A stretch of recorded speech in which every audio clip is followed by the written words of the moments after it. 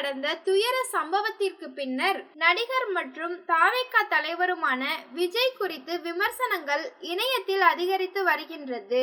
குறித்த கோர சம்பவத்தில் பாதிக்கப்பட்ட மக்களை இன்று வரை இவர் நேரில் சென்று சந்திக்காததும் இணையதளவாசிகள் மத்தியில் பேசுபொருளாக மாறி இருக்கிறது.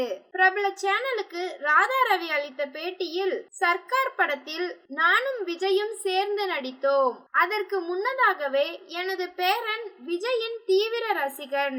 எப்படியாவது அவரை நேரில் பார்க்க வேண்டும் என்று கூறினார். ஷூட்டிங்கின் போது இது குறித்து அவரது பிஏவிடம் சொன்னேன். ஆனால் விஜய் மேக்கப்பில் இருக்கும்போது போட்டோ எடுக்க மாட்டார் என்று சொல்லிவிட்டார். சர்க்கார் ஆடியோ வெளியீட்டு விழாவில் குறைந்த இரத்த அழுத்தம் வந்து மயங்கி விழுந்து விட்டேன். விஜய் உள்ளிட்டோர் என்னை வந்து தூக்கிவிட்டார்கள்.